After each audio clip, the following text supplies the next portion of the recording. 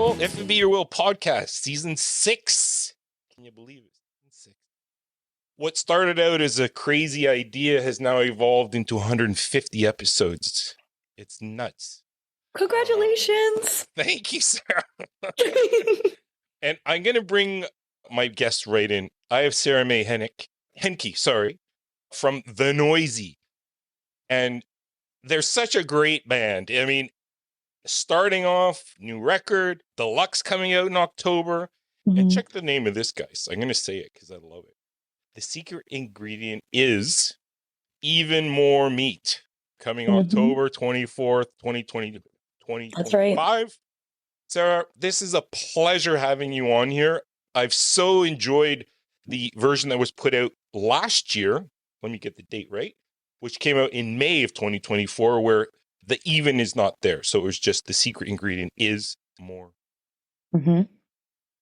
And Sarah, I've really enjoyed this deep dive on you because you are quite a fascinating individual. Thank you. I appreciate that. Has lots of creativity and inspiration. I think that you can inspire a lot of us and share in that creativity. I'd like to start these off with a little look back in time. Sure. I know that you're a poet. I know that poetry was always very important in your life as you grew up. How did that evolve into you eventually seeking out a master's in creative writing as a poet? Like, how did that journey happen for you? Absolutely. Also, it's so great to be here. So good to talk with you. Yeah, I'm looking forward to it. Me too.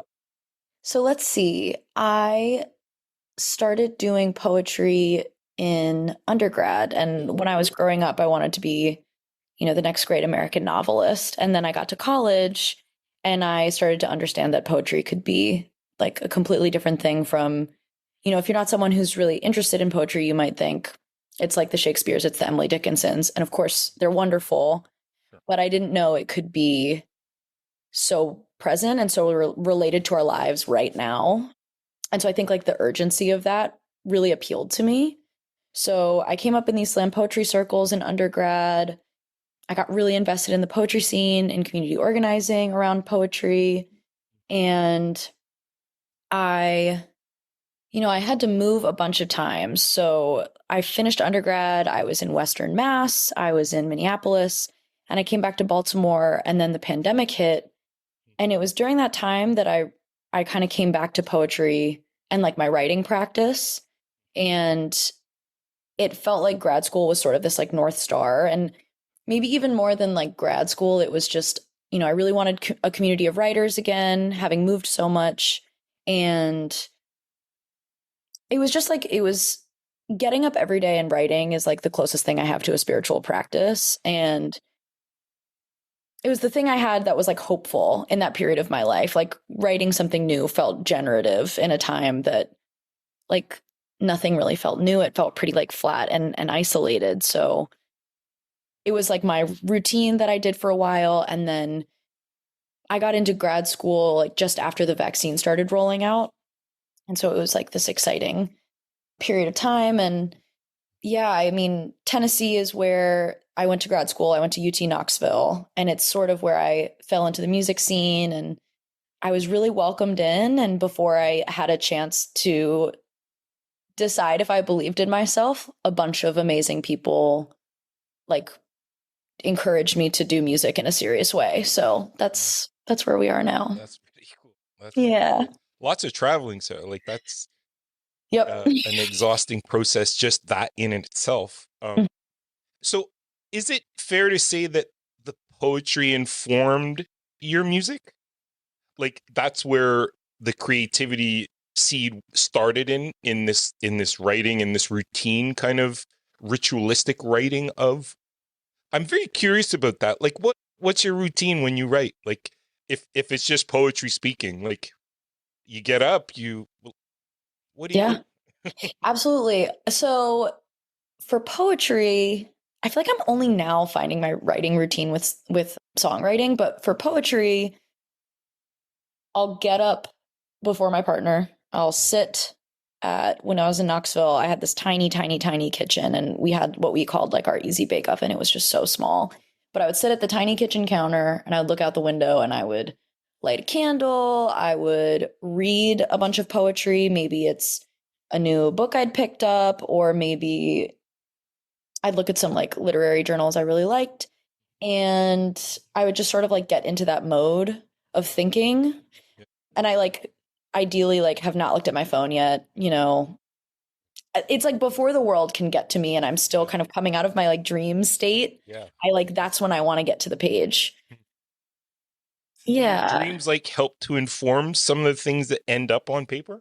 I think so. Like sometimes if I dream about a certain thing, I'll try and investigate that on the page. I'm not so like, I feel like there are some really amazing writers who I love, like Jess Rizkala is like this incredible poet. She's the reason I write poetry. Like she was one of the first people who was like, you should write a slam poem. But she writes a lot about dreams. And I feel like the way she translates her dreams into poetry is, it's not so like, I don't know, like didactic. Like it's not just like one to one. Like I feel like she is able to write about dreams and bring like the poetic voice into it in this really exciting way. But yeah. Yeah. And then where does this intersection between music, like when did music walk in the door with you doing, you know, the poetry and the slams and like Yeah. in walks music? In walks music. I mean, so I've been singing forever. I used to sing with my sister a lot and with my mom in the car.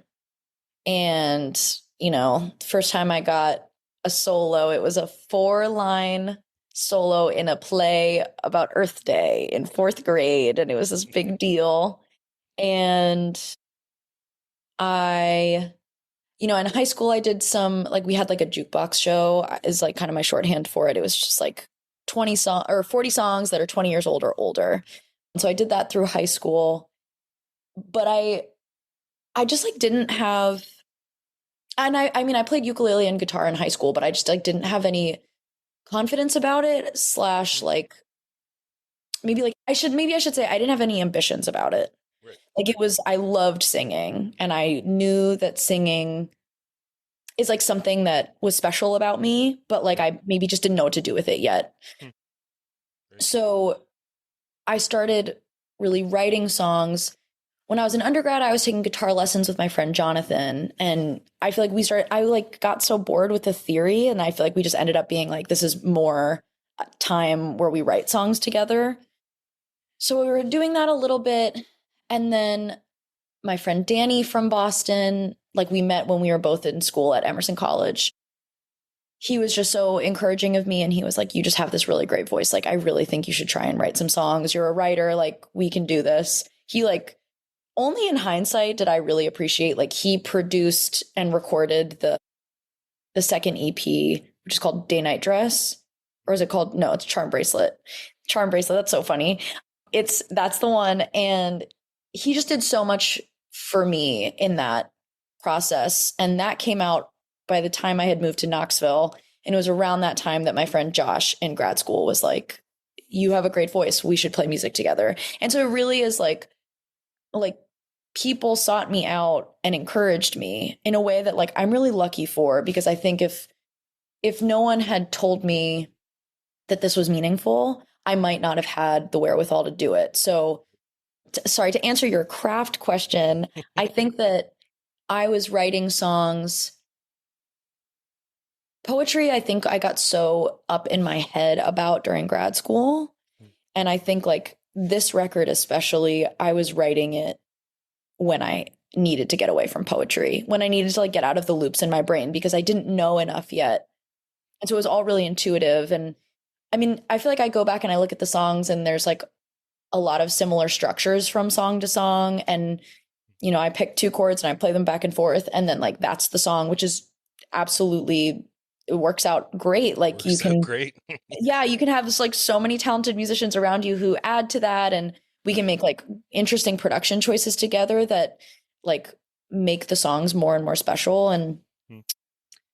I think, yeah, now I feel like I'm working on the second record and I'm starting to learn a little bit more about theory, and I've taken a couple years of piano, and I just feel like I have this really, I feel a lot more like empowered in songwriting. I have this like really strong foundation. I think it's starting to crystallize and sort of this like central concept, which I'm sure we can talk about, but that's been really nice. And I think now when I sit down to write a song, it's like, just give me like a few hours and I'll just play things over and over and over again and sing as I go and like kind of see what comes up for me. Right, right. So. And I think too, like, I like what you're saying about like where the poetry would get too much and like music as that kind of that release. Yes. And I feel that in the record. I feel like it's light and twangy at times and poppy at others. And, you know, it just has this great feel to it without being too dramatically like, you know, shifting from like jazz to ambient. You know, Sure. But it definitely plays around with styles and different kinds of cultures as well. Yeah. And I was reading too, as I was preparing for this, that integrating your music into your culture was something that was important to you, obviously. Can you kind of tell us about that crossroad of when, like, from the queer community starting to like embrace more of the music that was coming from that community? And from what I read, you're a real troubadour in that area where you really want the awareness to be there, you know, and that it's not just an indie pop, you know, or it's not just alternative. It's our identity, and you're trying to like solidify that. How do you go about doing that so that awareness is out there and that you're also like, I mean, you're breaking walls down, I find, which is super brave. Where do you kind of find that crossroads, and how do you embrace your community and bring it into others? Oh, thank you so much. That's so sweet. I think, you know, I guess I think about community organizing a lot with this. Like, there were so many gay people around me in Tennessee, which was so like lucky for me because I think I was watching. There's, of course, like a Southern culture of like warmth and hospitality that is true. And I think like informed the way like the music scene was there. But then there's also this like extra closeness of like gay people in the South banding together. And so I think that's partially why, I don't know, I feel like there were maybe moments when I was younger where I was like, this isn't the most important thing about me. And I don't want to say it's like, it is the most important thing about me now, but I think it's like, it's worth celebrating, you know? And I mean, I like, it was so crazy. I had this moment the other day, just as a quick side tangent, where I was playing Porch Fest on my partner's parents' porch. And there was a teenager, like a trans teen there who had, I guess, seen a show of mine last year. And they came up to me afterwards and they were like, your music means so much to me. Like, this is so amazing.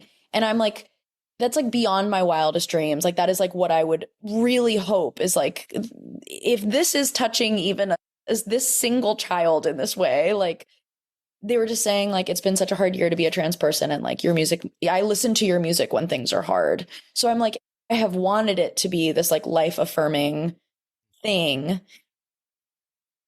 And I, just to kind of go back a little bit to your question, I think also like the record wouldn't sound the way it does without Chappell Roan. And like, I feel like she really like set up this, every song has its own specific universe. And so like, I think the record is cohesive in that it all has these kind of weird production choices. But like, yeah, each song is touching on a really different genre. Like we were really thinking about Mannequin Pussy when we were figuring out production for Twos. We were thinking about Lucy Dacus for Grenadine. We were thinking about, I mean, like A Glass of Olives is a shoegaze song. And then, you know, then I moved up to Philly and my friend was listening to my songs and he was like, I can't wait for the Noisy Country record because you so clearly have like all this country influence. And I think that was living in Tennessee, but it was also like growing up. I grew up in Maryland and my parents listened to country music all the time and danced to it. And I feel like that's like also like Shania Twain and Carrie Underwood are like who I listened to growing up. So I don't know. I think that there is this sort of, it feels like each song is, maybe this is dramatic, but it does feel like each song is doing drag a little bit. Each song is sort of trying on these different like affects and yeah, really specific visual worlds. Like at this point I've done music videos for so many of the songs. Yeah. Some of them are out there too, like Yeah. No, amazing. there's a Like, big range. yeah, totally. But you get that sense of, I don't want to say over the top, but I want to say like you'll never see a video like this, you know, like it's so Yeah. original and so unique. Thank you. And it kind of brings me to like when you're looking to put a bunch of songs together, how do you like what's that collaborative process? Because Hmm. I mean, I'm looking on just your Bandcamp where I can see all these amazing people that support. And I guess it comes back to that community that other Mm, people see this and want to be involved in it. Even though we kind of live in a time where it seems like it's under attack all the time, yeah. that's not reality. Reality is people are welcoming and community is important to all people, regardless. Hmm. How do you welcome those people in that helped you with this record? Like, how did that community come to be that helped create this great record and the deluxe that's coming out in October? Yeah, I'm so glad you asked that question. I feel like I was just looking at the credits because my partner's a graphic designer, so he was like making all the cassette tape designs, and the credits list is so long. It's just like I'm so lucky that there's so many people that believed enough in this project to be a part of it. But so for the main, like the original record, my guitarist and dear friend Josh Sorrells, who has like helped write so many of these songs, he was friends with Jacob Lauder of Slow and Steady, which I think that project is, I think he is like finishing up that project and he's going to maybe start a new era, which is very exciting. But they knew each other from previous like music scene stuff in Greenville, South Carolina. And I just was really lucky that I feel like they kind of taught me how to be a musician. Like I really didn't know what I was doing. And like, that's no shade to me. That's just like the reality of like, I hadn't really been a part of a scene like that before. Hmm. And I feel like I learned from them a lot of the like etiquette of just like musicians are like independent musicians are the most generous people in the entire world. And like, there was like this a really steep learning curve for me. And also like I met Jacob, I think once before we stayed in his house for a week and a half and like recorded this record, which is insane. And like, and then the guitarist that we were going to have go on tour with us dropped out after we finished recording. And like he had like an injury. It was such a bummer. But Jacob stepped up the day before we left for like a week long tour and was down to do it. And I should say too, like my really good friend Ash Baker was a big part of the recording process. Like he did so much on that record, and he also was someone who was really encouraging and gave me confidence during that process. And I don't even know, it's just like I feel like they were family in the truest sense. Like there were some really hard moments. I had a lot of self-doubt during that entire process, especially not knowing a lot of the technical things. Like I think I left that process understanding that I wanted to double down on like learning about music theory and just learning how to be, I always say like I want to be better friends with my instruments. Like I wanted to get better at guitar, I wanted to get better at piano. I still really want to learn fiddle, but we'll see. Interesting instrument. It's fun. It's really cool. And I mean, like, there's nothing like being at a bar in Knoxville and there's this one person, Evie, who will like show up at like music night and inevitably she'll know like the person performing and she'll hop up on stage and just like by ear just start playing. She's incredible. I envy those people that Oh, it's so innate cool. ability. You know, they hear a song and they'll just start playing right along to it at the same time. You're like, wait a minute, No, it's where are the amazing. chords? Where are the? They just So cool. I like what you're saying though about this with community. Like you built a community around your music to help support your music and to learn more about your music. And now you're able to take that community and share it with the greater community. Yeah. I find that is just like, it's a very powerful, basically, I guess my thesis is bands are communities, right? Yeah. And when the Oh, yeah. band doesn't exist anymore, then there's no community anymore, right? It's not like Right. it transfers over to something else. And when you kind of like think about the next, the next step, so you have this deluxe coming out. Yes. What Sarah's the next? Like where, like you have this amazing, it sounds like a really tight community that's supporting you and encouraging. And is that daunting in a way, or are you like, I love this, now we're gonna get going? Like you thought that first LP was some weight. Like where are you at? Tell us So, only what you can. I don't want to reveal any secrets that you have to, oh, I appreciate just release wise and stuff like that, but I'd love to, where does this go? Yeah. I mean, I think even a month ago, I might have said it was really daunting. I think like I have worked really hard in the last month through shows I played, through classes I've been taking, and just like my general routine around songwriting. I I'm able to better see all of the blessings in my life. Like I think that there have been a lot of moments, especially in the move to Philly and like losing that music community in Tennessee and in Greenville. Like I yeah, I've had a lot of self-doubt. And I think that the new record is going to be called Goodnight Hot Clown. And I have been taking clown classes while here in Philly. There's a funny thing about Philly is that we have shockingly a vibrant clown scene. So I've been taking all these Yes. clown classes Yeah. and I have spent the year like kind of meditating on embarrassment and its role in my life. And I feel like this year I've really strengthened a lot of my friendships with musicians here in Philly. And I've been really lucky. Like I've had to sub people in and out for different shows based on like availability. And I've started to sort of figure out like who my main collaborators are. And my really good friend Daniel Sohn and Nate Kim, I think are going to kind of be with me for like writing this next record. But we've been talking a lot about like what does clown look like in music? And not just in the like you go on stage and you powder your face kind of way, but like what would it mean to bring like a clown sensibility to songwriting? Right. I mean, I guess defining what clown is, right? Like, what does that mean to Right. us, right? Like, Absolutely. And I think it's like just this like bursting feeling. Like it's like this part of you that you're not censoring, that I've been told like the clown elders say that clown is who you would be if like you were never told like that's wrong, that's embarrassing, that's bad.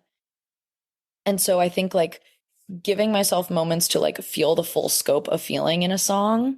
I think there have been moments in the past where in my writing what I'm trying to do is sort of polish a feeling and like bring it to the reader or to the listener in a way that is digestible.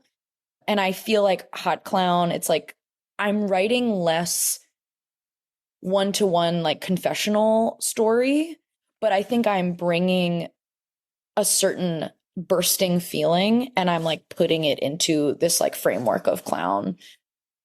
So I think like it's been really fun to write lyrics for this.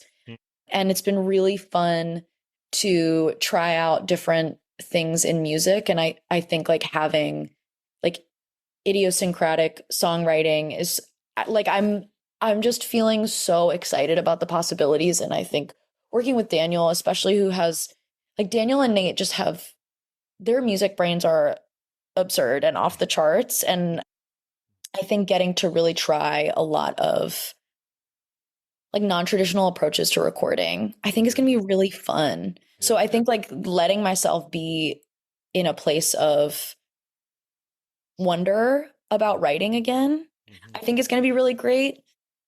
I And like too that idea of a different perspective too. Like, are you saying like looking through the lens of what we're defining a clown to be? Like, are you approaching the songs in that way? Like that, like they're playful, comical, light, surprising. Mhm. Like you want that aesthetic of to embed itself with the song. Totally. Like, I think maybe a helpful way of thinking about it is, you know how improv people are yes and. Yep. I think clown is like, it's like the thought that you say out loud that you're like, oh, I wish I could take that back. It's like the kind of, I don't want to say it's like first thought, best thought exactly. Like, that's not how I'm writing the lyrics, but I think it is sort of that, it's like that, what's going through your head when you're trying to stop yourself from crying, where you're like, like when you feel like the weight behind your eyes and you're like, oh my gosh, oh my gosh, oh my gosh. It's like, how am I able to talk about the things in my life that make me feel that way? And how am I able to be honest in that? And I think also one thing I love about clown is that it's about being in on the joke with the audience. And I feel like so much of my writing in the past has been, I'm suspicious of my audience. All this stuff about like the male gaze and like being like, I feel like, I don't know, Mitski is someone who talks a lot about like being a product for the audience. Like, I hate what she says, like, I hate when people like take videos of me while I'm performing, whatever. But I think clown is this more like generous and like almost like an intimacy with an audience, Right. where you're in it together. And so it's like, how do I invite the audience in this like generous and trusting way, and also allow myself to be honest in that place and not try and polish and manufacture and whatever else. I love it. I can't wait. Thank you. It'd be so cool. So the deluxe comes out. The secret ingredient is even more meat coming out this month. Yep. What is the difference between, like, what's the deluxe? Can you kind of like, where does the deluxe fit in this record? Yeah, absolutely. There's so much about it that I'm really excited about. So the new track Nightshade just dropped, and it was like, I think in the same burst of songwriting that the rest of the record was written in. It just like just missed the window for recording. So I'm really glad it ended up making it on the record.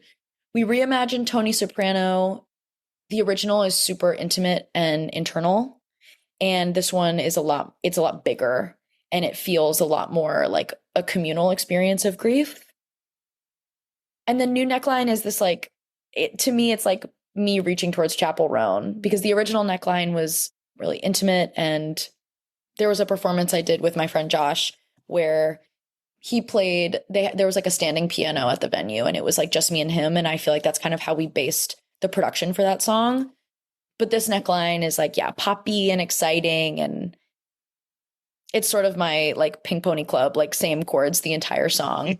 So, and then we've got these like live tracks, and I think that was really cool because that's the live band I've been playing with in Philly. So I think it's also showing like the life of this record all the way through.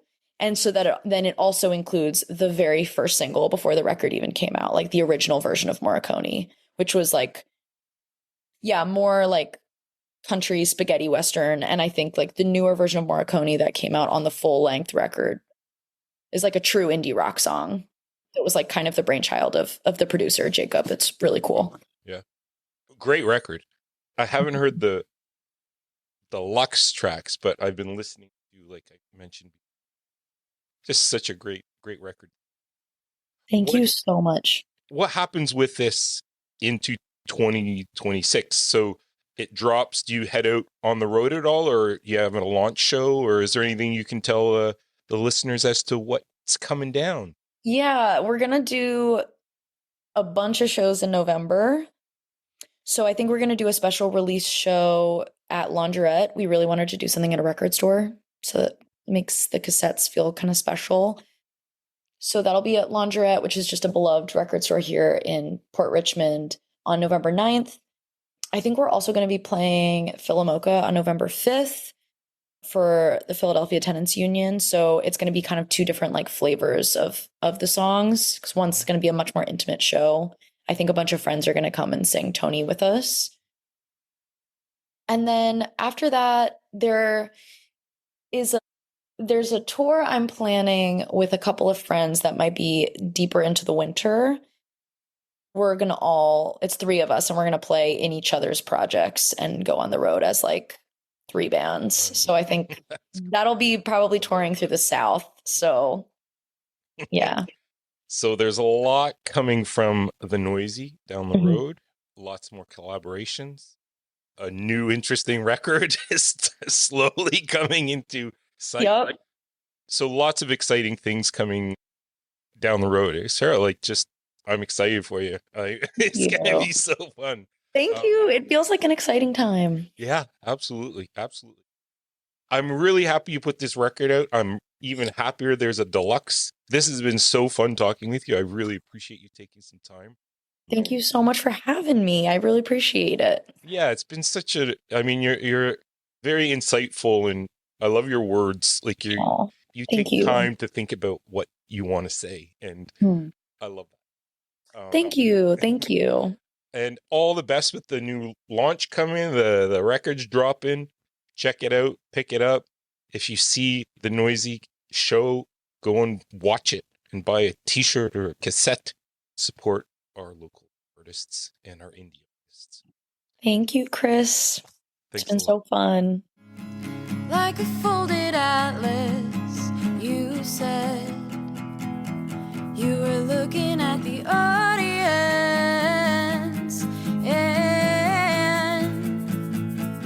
and I was looking at you.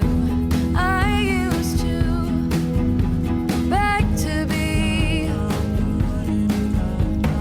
color road maps, car windows opening. I touched your shoulder and you reached back for me. Was the air between us hungry, or was it only me? You tell me not to cheat your hand on my knee. You tell me not to cheat your hand on my knee. In the letter you said there's certain kinds of restraint, space, brevity, spareness. Got carried away in my blue dress. You started practicing distance between my legs, weeping cerulean. And I was practicing quiet, my hips to the highway, sighing.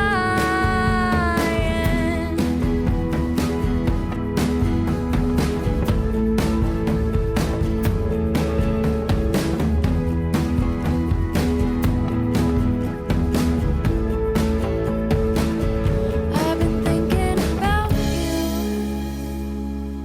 and calling it space restraint. Remember the pulsing moon over the rough and tumbling. How